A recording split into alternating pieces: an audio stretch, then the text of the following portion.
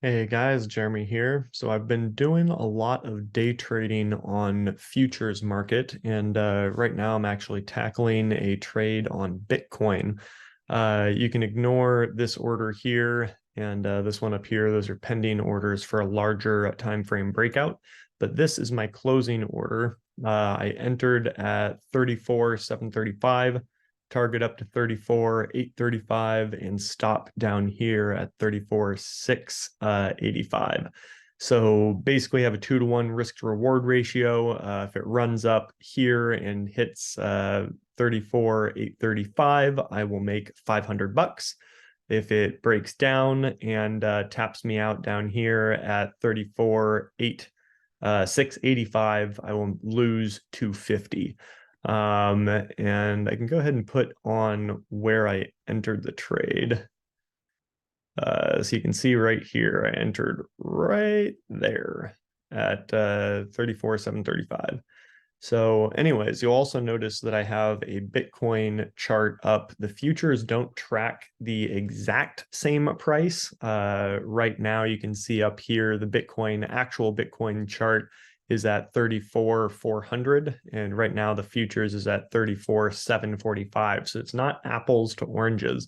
But what I have found is if I use TradingView's chart down on a 5-minute time frame, a little bit smaller time frame, and have my Thinkorswim chart up here at a 15-minute time frame, that this will actually signal me slightly quicker. The actual Bitcoin price tends to move a tiny bit faster than the futures reflect it. And so that combined with the smaller time frame gives me a little bit more time to react to things. And actually, when I triggered into this, I was looking at a Heikin-Ashi chart and on a 5-minute time frame. So I'm going to just zoom in right here. And you guys are just going to hang out with me while this works itself out, and we'll see what happens. So I triggered in right after this first big green Heikin-Ashi candle. And I'm going to turn this off again right there. First big Heikin-Ashi green candle with a blue trailing stop indicator dot was my entry. So anyways, say hi to my wife, guys. Apparently I'm being too loud. Anyways, that was my entry. Now we are just waiting to see which one of these two price targets gets hit, either the 34,835 or the 34,685. Other than that, you can also use RSI. So on here, the RSI was also overextended to the downside on a very short time frame chart. This is a 5-minute chart, obviously, and I got a cross back over, signaling a potential buy on the candle just before I entered. And then I waited for my trading system, which is looking at the Heikin-Ashi candlestick charts with the blue dot and an overextended to the downside signal. Jumped in, and now we are just waiting to see what happens. Now that I'm in it and I know that I'm either going to do one of these two things, stop out down here or take profit up here, then I take Heikin-Ashi candlestick off so that I can actually see what the real price is doing. And usually I will bump it up to a slightly higher time frame. So that's why I started here the video on the 15-minute. So now I'll be on the 15-minute looking at that. And we can clean some of these lines up. Sorry about that. This is just my target line there. I was looking to enter at 735, 34, 735, and then up here so I can actually remove that now as well. So anyways, this is the life of a trader. Just sitting here staring at charts. I'm not even wearing a shirt. I got up at 6:20 for the opening bell and threw my hoodie on because it's Halloween and it was cold in the house. So not even properly dressed yet at 11:22. All right. I'm still liking what I'm seeing here. So another thing to point out on the TradingView chart right here, had I been paying more attention and seeing all of these crazy wicks down here, I might not have taken this trade. But I did really like the consolidation zone right here. We had this really nice bottoming pattern 4, 5 different tests, all in the same price zone, broke out hard, waited for the pullback, pulled back down right into that level, and I almost took the trigger right here.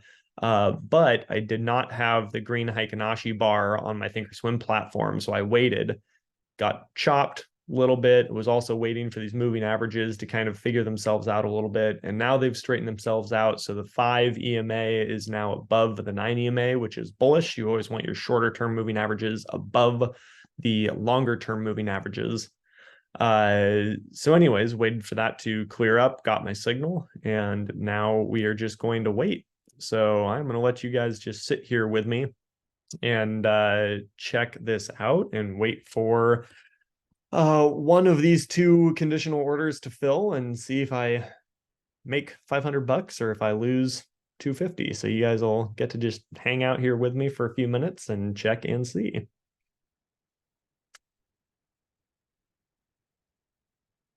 Generally speaking, when I'm scalp trading like this, so I actually did a lot of quick scalp trades like this on the futures market back a couple of years ago, and I don't know why I actually stopped doing it, honestly, because it tends to be very profitable. But I started doing longer duration futures contracts, holding them for several days to a couple of weeks at a time, and honestly just got destroyed doing it.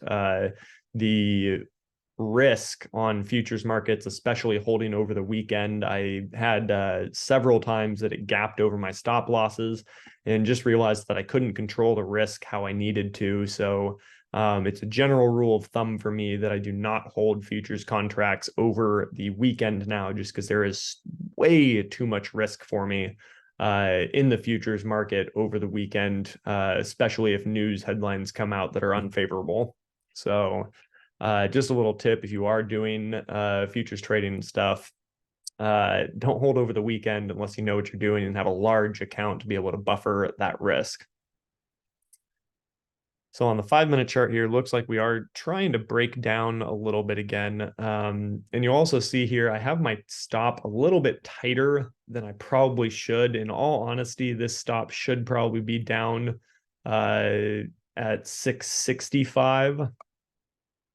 And let me see what that would look like. 665. I'd be risking 340 instead of 250, which might not be a bad idea. That would actually get me down below all of this chop down here.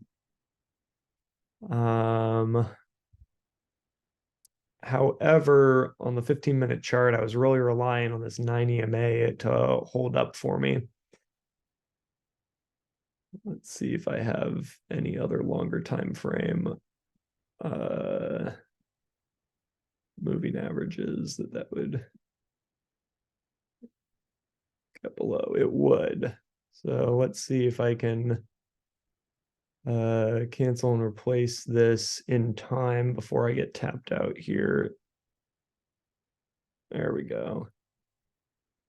So generally speaking, you never want to actually loosen your stops when you are trading. Once you've done your analysis, you should really stick to it. The only reason that I just loosened that is that all of these huge wicks right there really mean that the zone that I was looking at for my support needed to be down below those wicks. There's still good probability I might get tapped out here. Just looking at the 15-minute chart, we have broken down back below the shorter term moving average, which I don't particularly like.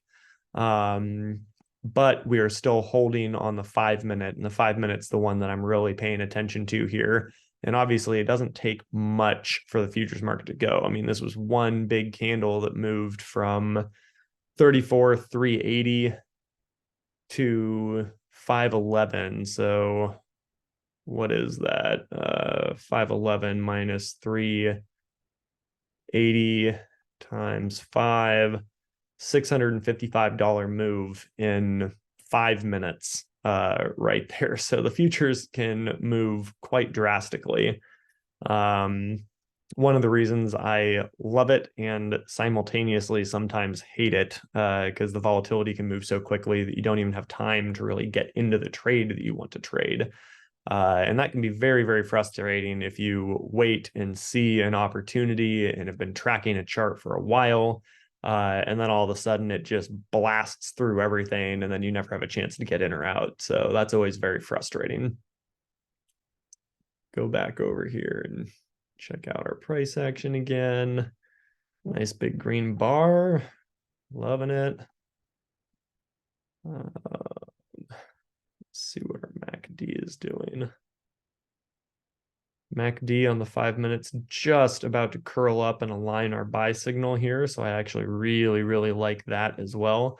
I don't really rely on it much for an actual entry signal, but I like it for secondary confirmation. And I also like utilizing the MACD mostly as a convergence or divergence indicator. So looking to have higher lows being put in while the price of the chart is putting in higher lows as well. So you can see basically from here, we got a little double bottom. And then ever since then, we've been putting in higher lows while the price has been putting in higher lows. So that's confirming the price action that I saw when I entered here, and lends itself to the idea that we should end up getting paid out on this trade. So we're just going to keep hanging out here and see what happens. Breaking down again on the 5 minute. That's actually looking a little bit more suspect now. See, we have this rounding top. Don't particularly like that. But that's the life of a trader. And I like having my stop down below the wicks here. So I am going to actually leave it down below those wicks, and if we get stopped out, we get stopped out. And if so, then I'll just reload and look for the next one.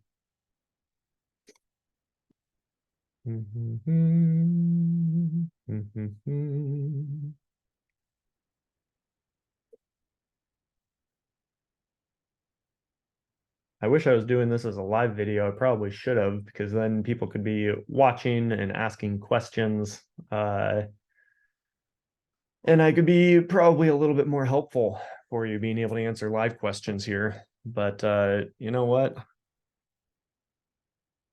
No problem. We're just going to hang out, and hopefully this is still valuable for you guys to see how I play around in the futures market.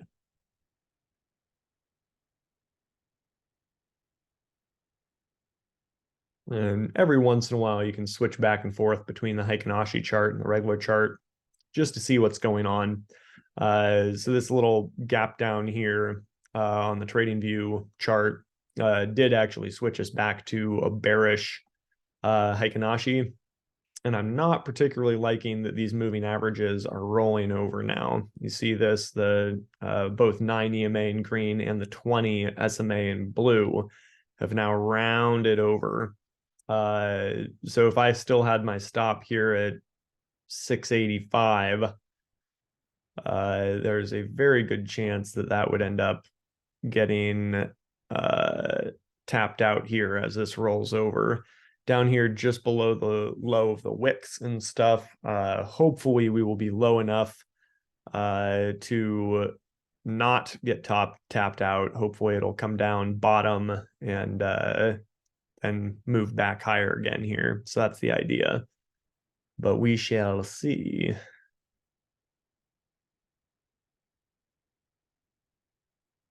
Yeah, 15-minute charts switching to a red Heikin-Ashi bar as well. And is price still holding? Price is right at the 9 EMA on that. Don't particularly like the look of that, but we're just going to hang tight. Now that I have my stops properly set below the wicks, I'm not going to loosen them again. When I did my analysis here, I was looking for the 2-to-1 risk to reward ratio, and actually set my stop here and didn't check the wick lows. So I technically should have had that where it is now anyways. I was getting distracted doing the video here and didn't quite think that through. So anyways, as I mentioned before, you never really want to loosen your stops once you've got them set. Once they are set, they're there for a reason. And it does look like we might end up getting tapped out here for a loss. This is breaking down fairly significantly right here. Back down into that resistance zone. Oh, yeah.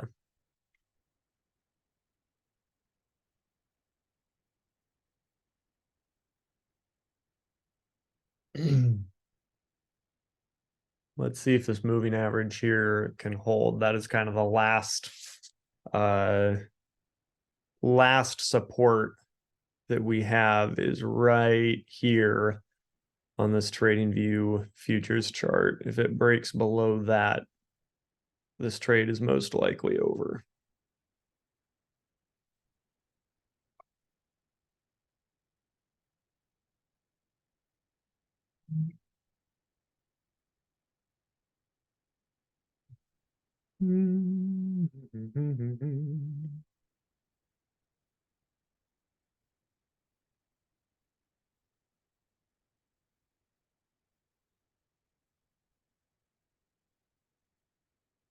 Yeah, so this is trading. Sometimes very exciting, sometimes very boring. I oftentimes actually just sit and play video games while I have my laptop up and watch charts develop and play video games, and then hide in a corner and hope someone doesn't find me and shoot me and kill me when I'm playing Apex if I see a trigger that I need to take. And that goes well about 25% of the time, probably. The other 25% of the time, someone gets a really easy kill on me.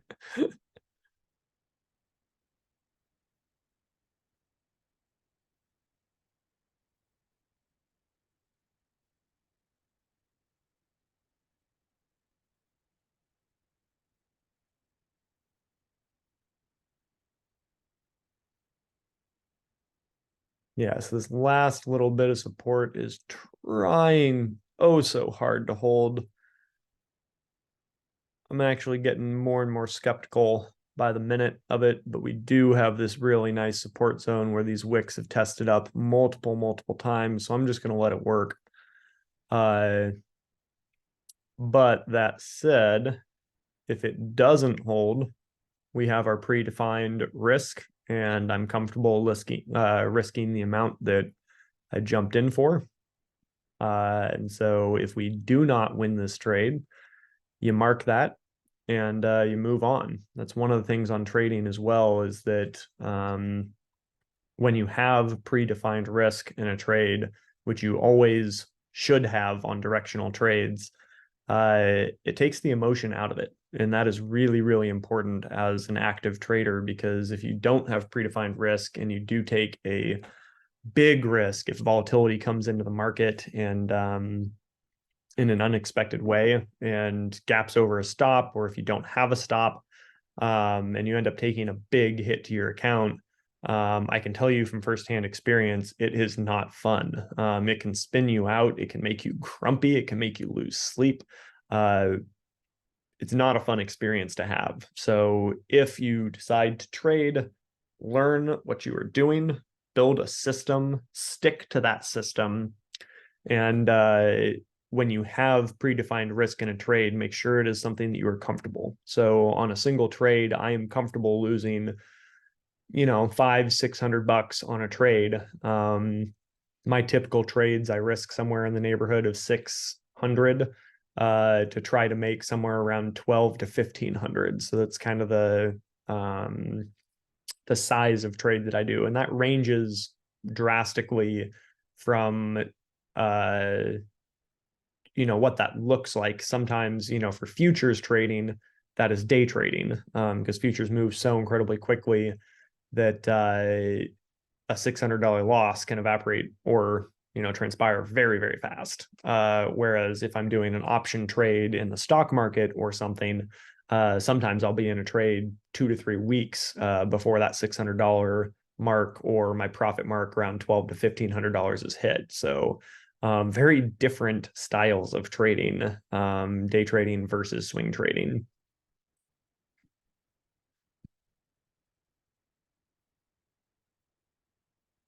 All right, nice big green power bar here on the 5-minute chart. Let's see if that can hold.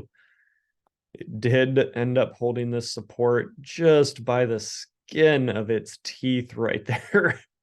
And if this turns into a win, I will feel very satisfied that I looked back and realized these wicks had a much bigger zone. So the zone of support and resistance is never a single number. It's always a range. And that was really the range encompassing all of these wicks. So when I had my stop up here at 34,685, I would have actually gotten tapped out already on this candle. I would have gotten tapped out right there. And that would have been oh so frustrating to get tapped out by just $1 or $2 on a 34 almost $35,000 instrument, only to watch the stock reverse and go higher again. So anyways, we're not out of the woods yet here. These moving averages are still curled over. Can pop this back out onto a Heikin-Ashi chart and see. So we did have a nice big red Heikin-Ashi. Our indicator ATR trailing stop did switch back to bearish here. So we're not out of the woods. But we're going to be watching this development here for the power candle. We have about 30 seconds left for that to finish. And it's not quite a bullish engulfing. So if you look at it, if I zoom in here and look at that candle, a bullish engulfing candle, this green candle would have had to start down below the wick here of that red. So it started just a little too high, but is obviously way bigger than that red candle was. So a bullish engulfing would engulf the entire range of that previous red candle. And that's a very bullish signal. A big green candle like this is also still a very bullish signal, even if it isn't technically a bullish engulfing. And we do want to see prices get back above this diagonal resistance here. You can see that each time price has come up into that, it's gotten slapped back down pretty aggressively. So we're kind of in another important moment here for the trade development to see if price can not only get above that, but close the candle above that. So we got about 5 minutes now to see if this movement holds above this line. There it goes. All right, so far, so good. Only took that one move there to switch our Heikin-Ashi chart back to a bullish candlestick there. And also our ATR indicator back to bullish. So I'll take the Heikin-Ashi back off now that we are in a bullish territory. And we're officially in profit in this trade. So the futures on Bitcoin is $5 for every $1 move. It has 5 times the leverage. So since we bought in at 735, right now 5 times 25 is $125 above our break even currently. And then this would be $100 above, which would be $500 gain if we get up there and tap out.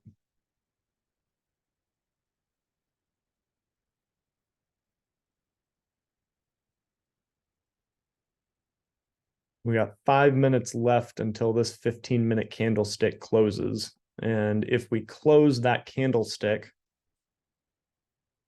above these wick highs, that will be a very bullish indicator.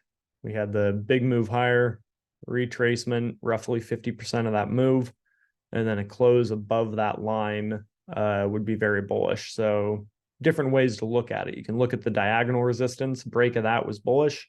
The close above that line would still be bullish. A close above the horizontal resistance here, which is above the diagonal, would be even more bullish. So we got just a couple minutes left to see if we can close and hold that level. It's 11:43, and that candle will close at 11:45. So we got a little bit of development here, just a couple more minutes to see where we stand.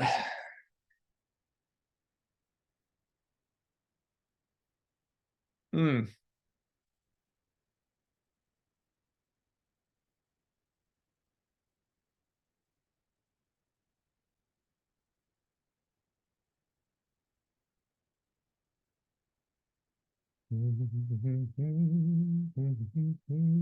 About a minute and a half left for that candle.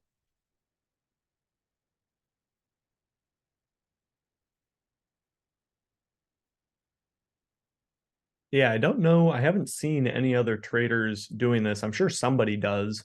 But utilizing the trading view chart in addition to Thinkorswim while playing the futures market and day trading has just been such a game changer. There are times, actually, it doesn't happen all the time, but I trade this instrument frequently enough that I've noticed that if I have both charts on a 5-minute setting, that oftentimes the trading view chart with actual Bitcoin price itself will make a move 5 to 10 seconds before the futures market reflects that move, which is incredibly helpful for when you're trying to time a breakout on an intraday chart where every second matters, being able to get kind of an insider tip from the trading view chart and then translate it over and buying or selling, whatever position you're looking to open or close on the futures market is super, super helpful. So we got about 10 seconds left here for this candlestick to close. Looks like we might close above that resistance level here. Flip this back to a candlestick chart. And we did. So that is a bullish signal here. And again, here, if I hadn't pulled my stops down to have it properly underneath these wicks, I would have gotten tapped out right there. And that would have been an absolute bummer to get tapped out there and then watch it crank higher again. So obviously we don't lock in the profit until we lock in the profit. So it still could end up tapping us out. But it is really nice when you catch mistakes before they reveal themselves to you in the form of a loss. And hopefully you just don't make mistakes. That's the ideal world, but we don't live in an ideal world, do we? So there's always that. I'm just going to line that up there again. And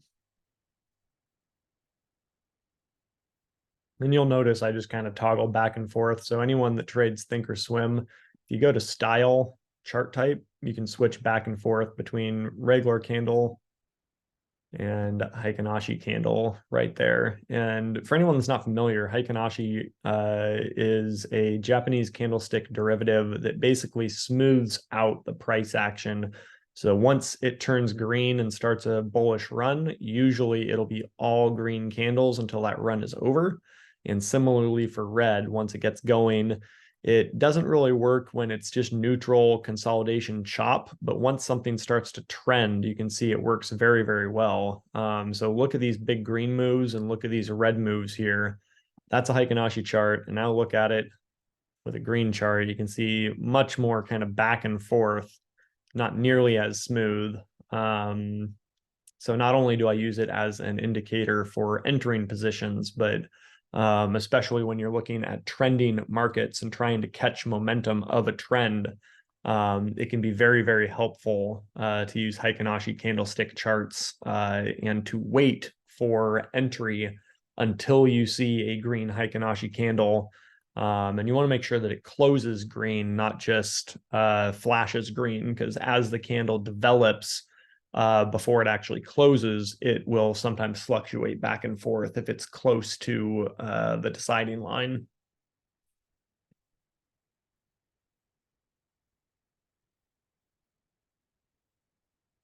And drink more coffee.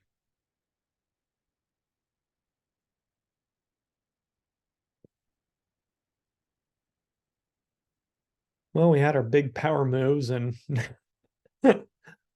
another big power move down here, it looks like. Might be coming back down to test these levels one more time. Again, still don't particularly like that we're seeing these moving averages roll over. That's not a fantastic look on the slightly larger time frame.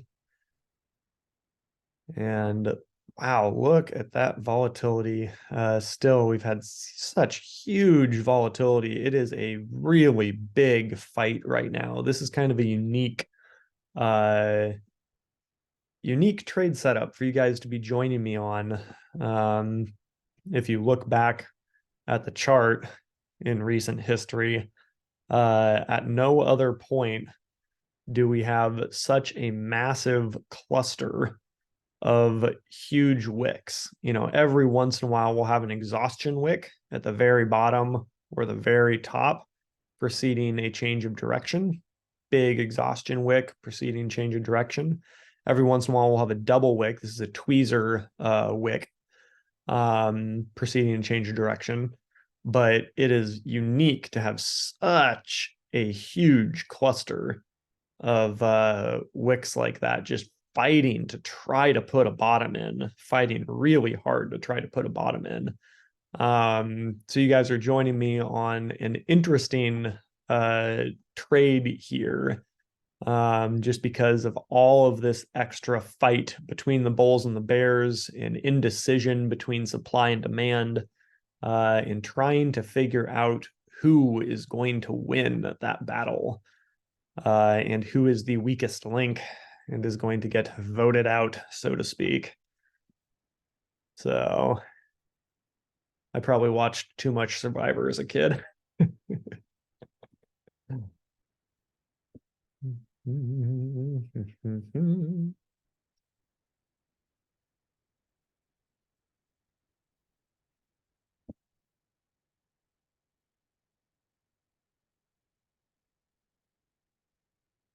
After this big, quick ramp up like that in the pullback into the moving averages, I was kind of surprised that this didn't go ahead and rock and roll initially. The moving averages, you can see, did still need just a little bit of time to work out. But I tend to favor the Heikin-Ashi and ATR trailing stop indicators over my moving average indicators, especially if the moving average indicators are curled in a way that it looks like they are going to cross back bullishly in a few minutes. So you can see here the green 9 EMA was underneath the blue, which isn't ideal as an entry point, but it was curled and they were both going the same direction, and the distance between them wasn't growing. It was actually shrinking a tiny bit, which means it was only a matter of time before this green one ramped back up and crossed above the blue one again, unless we had a big sell off that would have tapped me out anyways. So I did discount that jumping in. Excuse me. And it looks like on this chart, it might have just needed a little bit more time to get these moving averages squared away. Because if I zoom in here and stretch this a little bit, you can see they crossed right here. So this was where the moving in averages actually went bullish. And then the next candle over is where I got the second first green Heikin-Ashi on the 5-minute chart with the blue dot. See, it switched red here for a short bit, and then this would be the first green one again. So anyways, interesting that maybe I just jumped the gun slightly here and was maybe about 20 or 30 minutes early to that game.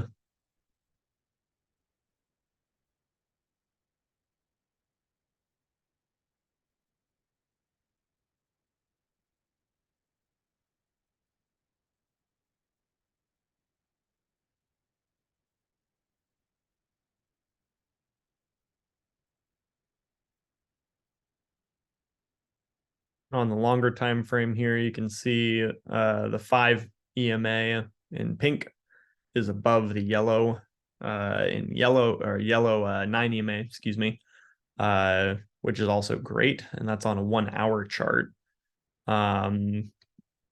If this does break out, honestly, I'm just kind of targeting back up to these highs right now. There is a chance that you might see me do some trade management depending on if I get an opportunity to or not, how quickly it ramps up. If we do get up here to the 34,820, 34,825, where I'm right below this target, I might raise my stop up and bump the target out just a little bit. So we'll have to see how the chart develops there and if it looks like I can extend my target zone or not. This is a significant resistance zone here still, so it might make sense just to take profit and run on that. But I always like giving my trades an opportunity to run further than they otherwise would have. It's always annoying when you take profit and then you're like, dang, I could have smashed a home run there instead of a base hit. So we'll have to see how the price develops on this, but there's a chance that this could turn into a slightly longer trade. In which case, I apologize because this will be a longer video. But it'll be interesting because you'll get to see the trade development there. I'm going to go ahead and pop this off a Heikinashi again, and that way I can see as price gets closer up here to my target.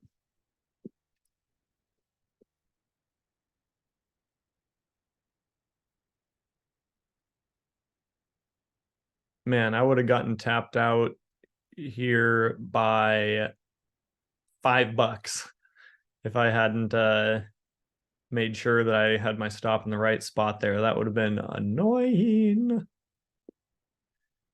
So let's look here and see if I was to extend my target, where my next one would be.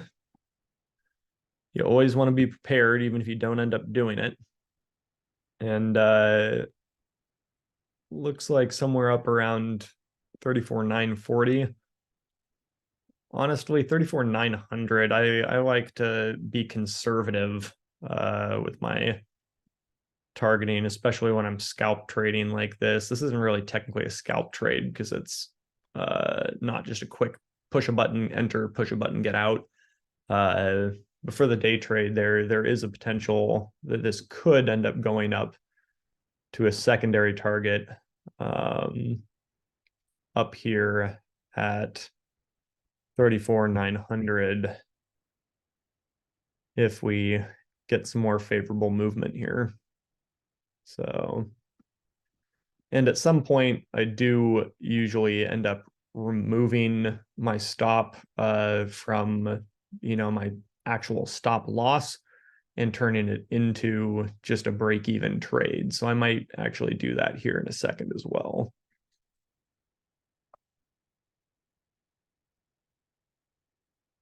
Mm-hmm. 3460. So as the trade develops too, you can see these ATR dots start to ramp up. So I might actually bring my stop up. 34,700. Oh no, we're about to get tapped out for full profit. Replace order. Let's see if I can bump this to 875 at least. There we go. And of 875. And let's adjust this to 735. Okay. So now I have basically a risk-free trade. I'm targeting 875 instead, and 735 I'll get stopped out here so I can remove my stuff down there. And see if that happens. 855. You know what? Honestly, of 875, that candle's wigging me out a little bit with how much it just retraced. I'm going to go back down a little bit.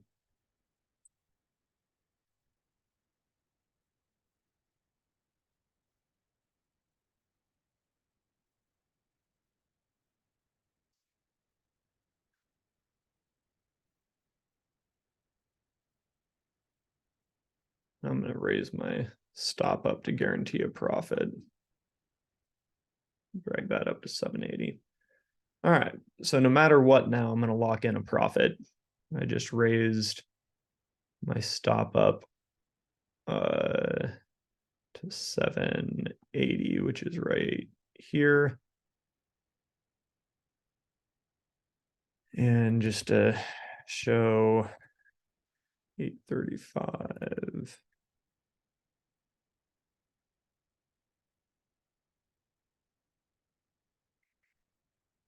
Yeah. So one of two things is going to happen. I'm going to get stopped out right here, or I'm going to take profit. Probably should have just left my profit target because I would have just hit it already right there, but getting a little bit greedy now that I'm seeing this ramp up. Getting a little greedy. And the reason for that is this break of the diagonal resistance here. If that candle closes above that in another 1 minute, that would be bullish. So we'll see how that goes. 551.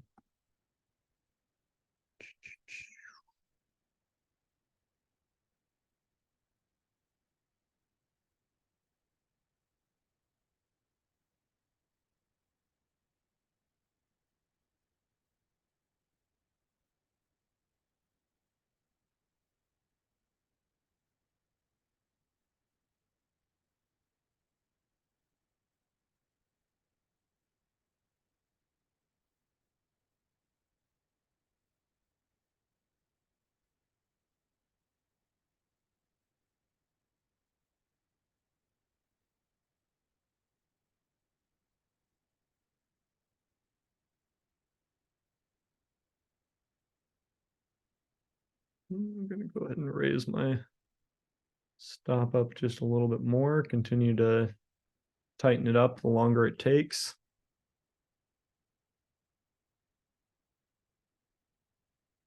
Yeah, this is it, 9.5. So just continuing to pinch those stops together until I get tapped out. And there we go. Sold at full profit at 835, which means, oh, it already went away here.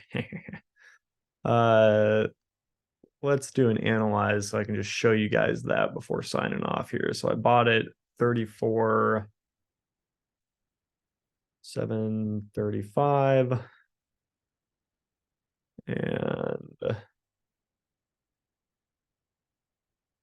oops, that's not what I wanted to do. So that was where it was. And I got tapped out for full gain at 35 right here. $500 gain. Woo! And this is still ripping, so probably should have just tightened the stop and let that thing ride. But you can't be upset about making $500 in an hour, right? Oof, see, here we go. This is exactly what I was looking for here. We had that big break. Oh, that's painful. Look at that. This is diagonal resistance at work, everybody. You have the diagonal resistance, nice big W pattern here on a longer time frame. I don't like to play futures, like I said, on a longer time frame because there's just too much volatility. But we could have played that for another 179. That could have been another $1,000 worth of gain right there in, what was that, 1 minute. And gave it back up just as quickly. So Anyways, welcome to futures trading, guys. It's a wild ride there. So that was another $1,000, and then this was a loss of about 750 probably so far. Anyways, hope you guys enjoyed that. Hope you didn't have too many questions. Tried to over explain everything, but if you do, hit me up in the comments and I'll help you out.